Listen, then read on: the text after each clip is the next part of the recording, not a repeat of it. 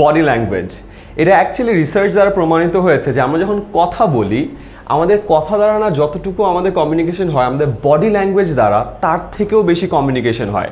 তার মানে আমি কথা দিয়ে যেই কমিউনিকেশন বার্তাগুলো পাঠাই বডি ল্যাঙ্গুয়েজ দিয়ে তার সমান না হলেও তার থেকে আরও বেশি কমিউনিকেশন বার্তা পাঠাই। কিভাবে? আমরা সবাই জানি যে বডি ল্যাঙ্গুয়েজে মেইনলি দুটো পার্ট আছে, একটাকে বলে জেস্চার, আরেকটাকে বলে পশ্চার। জেস্চার মানে হলো এই যে হাত নাড়ানাড়ি, আমি কথা বলার সময় আমি এরকম এরকম করছি, এটাকে জেস্চার বলে। ইন্টারভিউ বোর্ডে যাদের এই স্বভাবটা আছে বেশি হাতটা নাড়ানাড়ি তারা এটা একটু না করাটাই বেটার। অনেক সময় অনেকে তাক ধিনাধীন ধিনতা নাচের মতো একটা মুদ্রা করে বসে, এটা একেবারেই ঠিক না। তো অনেকের প্রশ্ন আসে ভাই আমার অনেক সময় হাত নাড়িয়ে কথা বলার একটা অভ্যাস আছে, আমি কি করতে পারি? খুব সিম্পলি হাতটা ধরে বসে রাখতে পারো।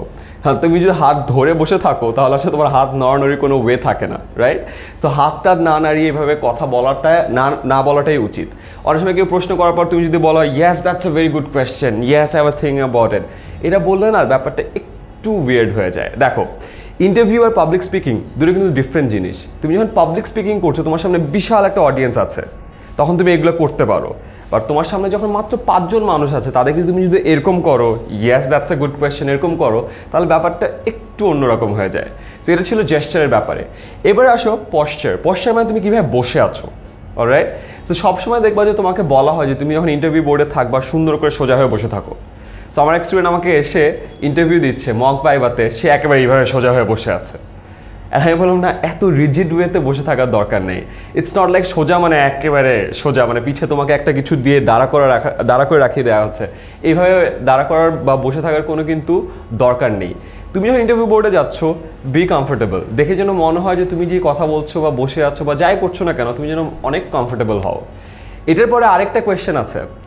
আমি যখন তাকে বললাম যে তুমি সোজা হয়ে থাকো, দেখা গেল ইন্টারভিউ বোর্ডে 5 জন আছে, তাকে সে একেবারে সোজা হয়ে বসে আছে।